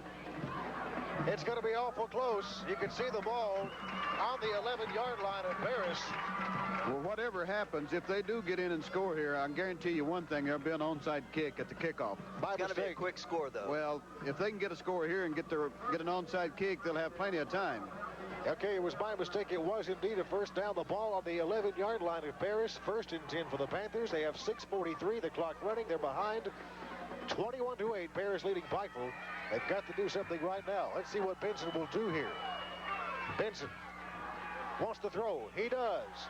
And the pass is incomplete. Batted down by number 83. Pass intended for Greg Hackney. Clyde Marks. So Marks batting down the pass. 6-2 end. That was intended for Greg Hackney. And now we have 2nd and 10. Once again, Newsom coming back in. You can see Mahan coming out. And it also looks like that Bobby DeRamus is coming out too. Marks is very good at batting those passes down. He led the team last year in that category. Center Trey Deskins, as you saw, just coming out to the huddle. Here we go again, 2nd and 10 from the 11. And this time, mass confusion all over the place. But one thing is for sure, they're fighting every tooth and nail to get some more yardage, and they do. Bunch it near the 5-yard line. Number 44, Link Ritz, the tight end and linebacker on defense. Little trap lock. Describe that play, Well, it's a counter or a reverse, kind of hidden reverse. He came through the backfield very low, going the opposite direction, and had a man pulling and blocking for him and caught him by surprise. Ritz is one of their top players, I guess. He's their center man on the defense, and he's just one of their team leaders. There you see the ball on the 5-yard line. It's 3rd and goal. Again, a pass intended. And will they ever get it off? They will not make it. They douse him back around the 6 or 7-yard line. The flag. But we do have flags on the play. There's a good chance that been a late hit, as late as that came in there, so I really don't know. As we wait a while, somebody is down for Paris, but they're coming back up. Looked like a face mask violation against Paris. If that's the case, that'll put the ball. Well, we'll find out. They'll penalize them half the distance. Let's assume it's a penalty on Paris. Pikeville has it. It is on Paris. Pikeville has it on the 2-yard line. There you see Tony Blanton, who's down on the field being tended to right now. He was injured on that last play. It looks like his leg's been giving him some problems. Now a long shot. This is what it looks like. You'll see the press box over here. The very top of it, that's where Cat John and I and Paul Vogel and Joey Johnson and a few other crazy people are up at the present time, bringing this game to you tonight for the W.C. Hambly Athletic Complex. A good crowd has been on hand, not only for Pikeville and for Paris, but also for Belfry and for Harrison County. As you can see now, Blanton is going back off to the bench, shaken up, but he should be okay later on. 3rd and 2 is where we have our situation right now with 5:39 left to go in the ball. 3rd down. They get the down over. Here we go, folks. Hang on to your seats. Benson's back at quarterback. Benson, this time hands off. They're in for a touchdown. We'll see if we can pick up who it was. It looks like from here it was DeRamus, and it was Bobby DeRamus. That's him. He's getting some help from Trey Deskins, and they have scored for Pikeville, and that makes it a near ball game. 21-14, in fact, is now the score. They've kicked their extra point. There's no reason to go for 2 here. 21-14, well, not 74, but 21-14. 5:26 left in the game. So Pikeville, even though they can celebrate right now, have got to get some points back on the board pronto. The point after, it's up. Point after is good by Robinson. And so, with 5:26 left to go in the ball game, Pikeville's got some points back on the board, but they need to get out quick. The score, Paris 21 and Pikeville 15. John? Yep, you'll see the Paris will have to pull their secondary up on this kick, because you know that Pikeville's going to go for the onside kick. What they'll do is put their big men up front, tell them to get out of the way of the ball, move their ends and backs up on the second line there, and let one of those kids try to get the ball as it rolls down the field. At Pikeville, I'm not sure how they approach the onside kick, but we'll see what kind of technique they use here to try to get the ball back. Well, it certainly has gotten the fans and the band, as you can see, for Pikeville High School already and rolling to get some more points on the board. It's brought this crowd back to life as we get a shot of the fans clapping their hands. But time is now of the essence, and Pikeville has to do something quick. All of the sure-handed players for Paris are on that front line, aren't they, Cat? Fomus is back deep for Paris, that is for sure. Again, Robinson will be doing the kicking for the Panthers. I'm back to his 35-yard line. As many people deep as they have, Jeff, on the Paris team. We wait for Robinson. Fomus back deep. There are 3 deep for Paris. The kick is a good one. And Fomus will receive it back around the 9-yard line.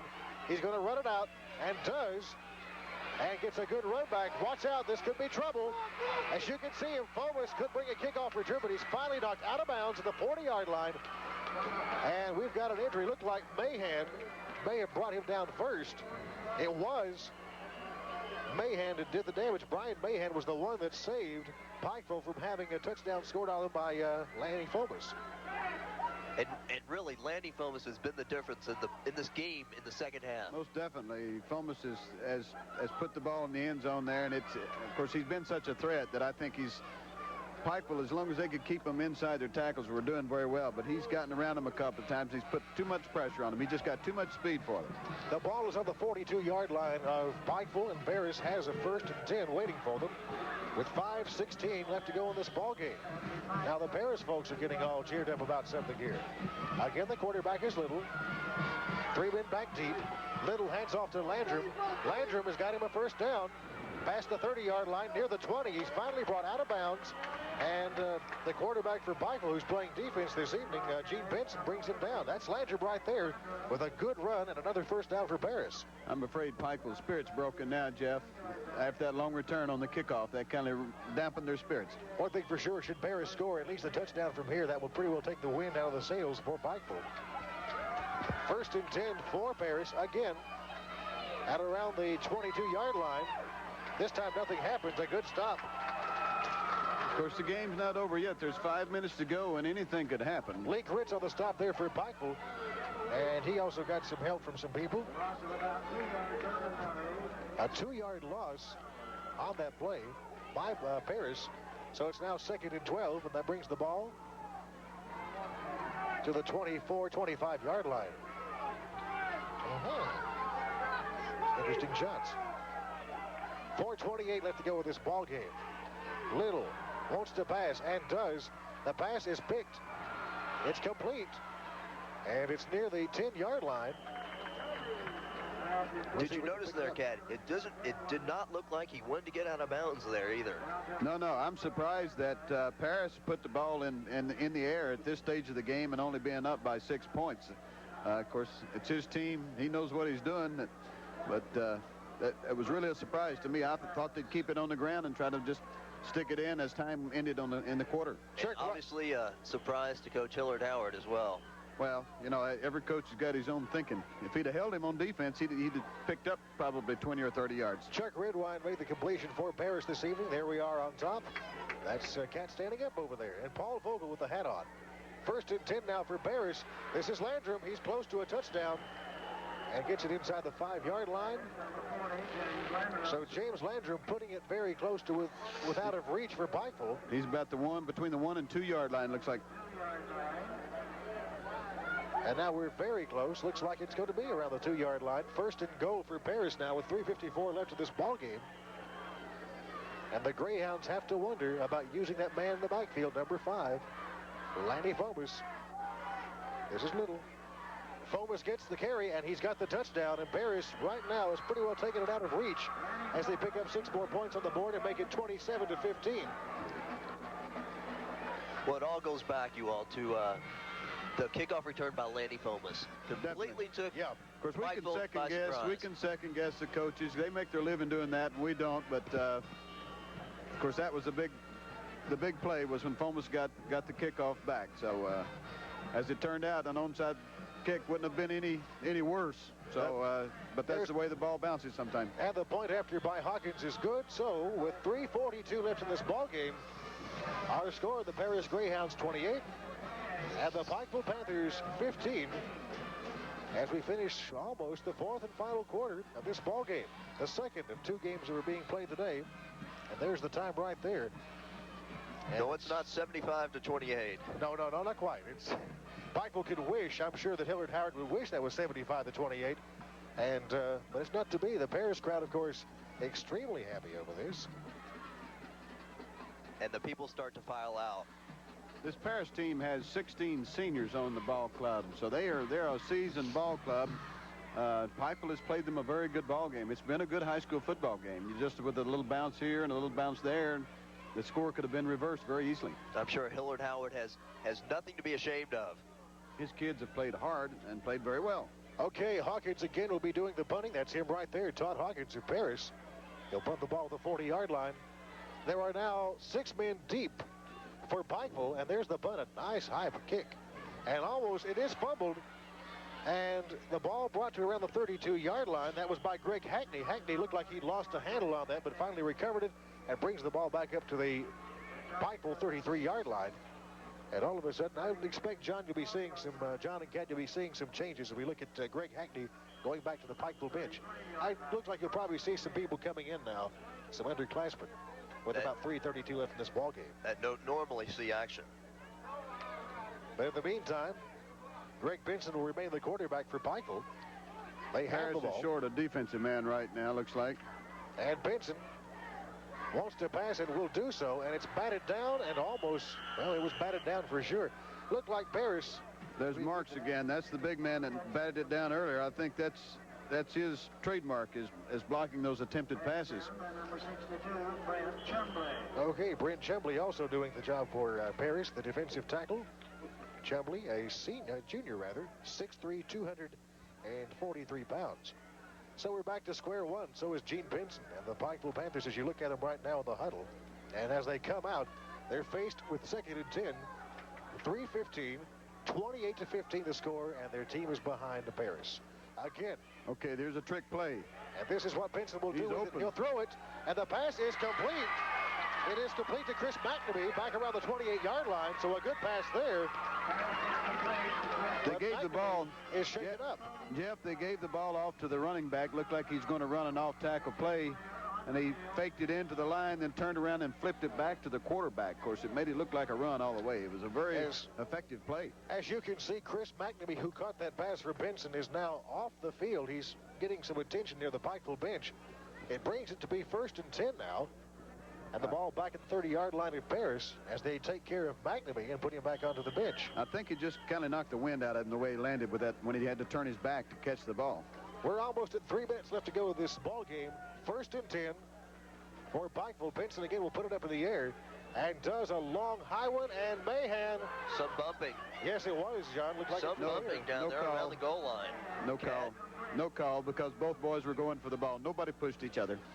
But Mahan was hoping for the pass and didn't get it. The Pike County people would love to have the pass interference, but you know it's very difficult. That's a judgment call, and neither kid was pushing the other, and they just bumped together. So neither kid had an advantage over the other. No, they just bumped. There was no intentional push. The other kid, by the way, was James Kaysen, who's back in the back position for Paris, who was running up there. 2:57, as you can see, left in the ball game. The 75 is at 15. And Paris leads this game 28-15 now. Williamson this time gets about a yard, and that's all she wrote. Right around the 34-yard line. That was the play that worked very effectively in the first half, so evidently Paris has made the adjustments and zeroing in those backs on a situation like that. It's a loss of 2 yards, 3rd and 12 now. And Pikeville wants a timeout. And as you can see, a lot of the fans now beginning to go home as their Panthers are, well, as we move on to other things. And, of course, this is the opener for both. Tony Taylor's doing sports. Tony Turner. Did I say Tony Taylor? We're back on once again. 2:36 is what time we have left. It's now 3rd and 12. End around. He's going to throw a pass from it. And this time Mahan will throw it. And it is picked off by Paris near the end zone. And that pretty well takes care of things this evening for the Pikeville Panthers, even though there's some time left. That is it. Cat, if you had to do it over, would you intercept that play or just bat it down? No, I would have intercepted it because that kid caught him by the heel, or otherwise he'd have gotten a long gain out of that interception. That was Pete English that picked up the interception for Paris, and they'll take over now deep in their own territory with 2:28 left to go in this ball game, and the score 28-15. On about the 1-yard line. It's close. It's pretty well over with right now. Paris can pretty well tuck this one away. That gives us a chance also to say a thanks to the folks here at Pikeville High School and Pikeville National Bank for helping us put this extravaganza together, and also the athletic directors and coaches for all 4 of the teams, Belfry, Pikeville, Harrison County, and Paris. And our thanks to some people here at WYMT, among them Carol Sweezy, who's in the truck directing right now, Jim Combs, Art Nolan, Susan McSwain, also our cameraman, Paul Vogel, Craig Hall, James Fields, Bill Joseph, Joey Johnson, making sure we sound good over here. Jordan Hall also helping out. And I think we've got everybody pretty well taken care of. A big thank you to all the folks from your Mountain Television. Our first play-by-play event. Jeff, I'm very proud to be a member of the first crew working one of the first games here in the mountains like this, and I hope there'll be many more because this will give a lot of the mountain schools some exposure that they haven't had in the past. So I think it's a very good thing that the Channel 57 is doing. It's going to, I think, improve the quality of life here in eastern Kentucky. No question about it. There's a fan waving at us right now, and she's waving to the cameras. We've got some pretty girls in Pike County. Yes, indeed. And we thank everybody over in Pikeville and Pike County for having us over there. And we, again, glad to have all of you there. There's one of our people, Susan McSwain. She's was running camera earlier this evening. Back to the ball game now. 2nd and 10 with 2:08 left. It's back around the, John, would you say about the 1-yard line? Not much closer. Landrum right there makes it about to the 4-yard line. Gain of about 3 yards. They've got it out, looks like, to the 4 now. So a little bit of breathing room, but hello. The clock. Yes, indeed. Everybody likes to be on camera as we see the Pikeville cheerleaders. 1:51 is what we have left on the time. And it's 28-15. Paris now in command of this ball game over the Pikeville Panthers. As you see the Greyhounds. And right there, you can see Brian Mahan, talking to Coach. I think the Pikeville Panthers can be very proud of their team here tonight. They've made a good showing. I think that the team will learn a lot here tonight, and they can go on and have a very good season from here. And most important of all, Kat, the district games they play. The sportsmanship has been excellent. Yes. The hospitality has been great here in Pikeville. No question about that, too. In the meantime, it's 3rd and 8 right now for Paris. The ball has been moved up some, just around the 4 or 5 yard line. Again, this is little. And the handoff to Landrum as he grinds out about 3 or 4 more yards, gets it to around the 10-yard line this time. And Pinson on the stop. There's Christy Lyons. Christy Lyons and Jim Combs behind her. Jim, of course, with the glasses. Christy, they're both with our station. We forgot to mention Christy is one of the people who came out here to help us this evening on the telecast. 1:30 left to go in this ball game. 4th and 2. Paris will punt it away. Back deep for Pikeville is Hackney right around the 50-yard line. And they're going to go for this block. Well, you'll probably get a delay of game here before they get the kickoff. Looks like Hawkins will be doing the punting for Paris again, and there is the flag. You're right. Of course, Paris cared less about that because they were more interested in killing the clock than anything else. There's Jordan Hall, who helped us this evening. With only 1:12 left, can you see the Paris punter backing out of the end zone on his own and taking the safety? Well, not in this situation, no. They have to score. What, they'd have to score 2 touchdowns to beat them in this situation. If they took a safety, that would put them up there a little closer striking distance, but no advantage to that. Just kick it out and try to hold them. They're going to try it this time, and as you can see it now, the ball is at just between the 6 and 7-yard line, just past the 6-yard line of Paris. So they're deep in their own territory. 4th and 7. 1:12 left to go in the ball game, and Todd Hawkins will try it again for the punt, and he gets one up, but it's a short one. You've got roughing the kicker here. And there is a flag on the play, so we need to remind you of that. The man was definitely going for the ball, and he got the kicker. So they'll get an automatic first down. But did he get a little bit of the ball? It didn't appear that he did. No, the officials called roughing the kicker already. That was his preliminary signal. And so here we go now. Again, this is going to be Todd Hawkins. And the funny part of it is, I'm sorry, it's not a punt, it was Pikeville throwing, and the pass is incomplete to Chris McNamee. Explain how Pikeville got the possession on that. I have no idea how Pikeville got the ball on that thing. I don't either, because last we thought it was going to be a punt by Hawkins, and turned around, Pinson's throwing the ball into McNamee. Unless the official I didn't see him pick up and wave his flag off. He could do that, but he gave the preliminary signal that roughing the kicker, and they penalized. I don't understand it, but we have 53 seconds left to go, and now Pinson gets his troops ready to go back. The ball on the 41-yard line of Paris. This will probably be it for Pikeville. They're behind 28-15. Pinson will go back, and a short pass which goes over the Paris bench. The pass was intended for Williamson, but it was well overthrown and almost hit a few of the ball players for Paris. And cuts it down to 48 seconds and stops the clock for sure. Yes. Go ahead. Okay. Well, let's see who else one of our camera people can punch up here. There's the score right now. It's actually 28-15 and not 75-28. The guest team being, of course, Paris. The home team, the Pikeville Panthers. 48 seconds is what we have left in this ball game, and it's 3rd and 25 right now.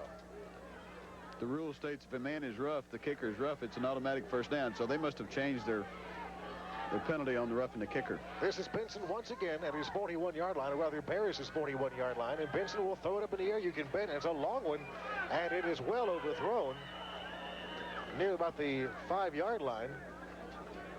And right now somebody seems to be shaken up on the play. Pass intended for number 15. I think you're okay. Mahan was the man the pass was intended for, but the man who was back there also was James Kaysen for Paris, and the pass is incomplete, so now it's 4th and 25. And I would imagine, folks, if I look one more time for Pinson to put it up in the air, if it's incomplete, then Paris will pretty well sit down on it.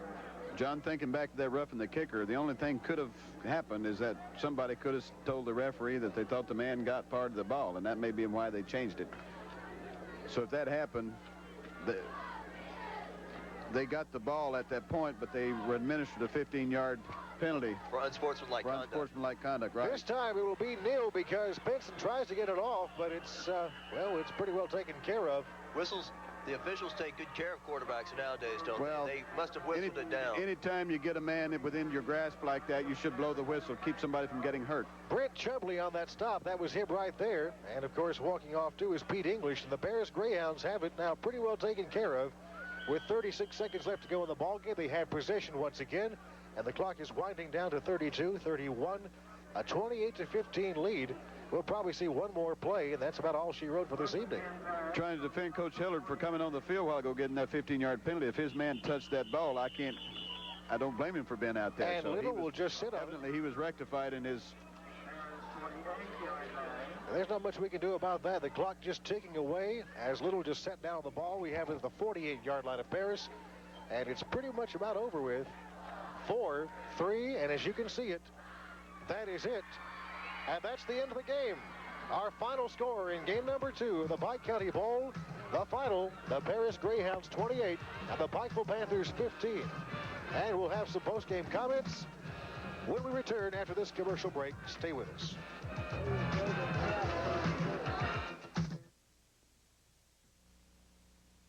Grandpa, what's this picture? Well, that's my Pikeville National 55 Plus card. What's it for? Well, it helps identify me. Why, Pikeville National has helped me all my life. They gave me my first loan when I started into business. They loaned me money for my first pickup truck. They even helped when we bought this house. As a matter of fact, since you've been so good today, here's a couple of dollars to open your first Pikeville National savings account. Pikeville National. You can bank on us. There's always plenty going on during Hazard's Black Gold Festival. You can festival however you want with music, arts and crafts, down-home cooking, attend the parade, or sporting events, plus other shows and exhibits. The Hazard Black Gold Festival. So much fun, you just can't sit still to enjoy it all. Right now down the field, let's go to John Jury for some more post-game information. John? John Jury along with Kat Sizemore, and we're with the winning coach between the Paris Greyhounds and the Pikeville Panthers. We're here with Randy Reese. Congratulations, Coach. Big win tonight. Yeah, it was, John. It's really a big win. They played awfully well, and I was very impressed with their football team. They're a very aggressive bunch of kids, and you know, I think one of the things that helped us was the fact that we had more people playing. You know, that obviously helped us. But then too, I think our halftime adjustments really helped us a lot, too. Kids came out, told me what they thought was going on, what they thought would work, and those types of things really help us in the halftime. So the halftime was a big factor. And one of the things you adjusted was the option play around the left end. Yeah, we finally figured out what they were doing defensively, and we saw that they were trying to defense certain formations in a certain way. So we went ahead and put ourselves in a certain formation, gave them the opportunity to get into that defense, and then we figured out how to block it from there.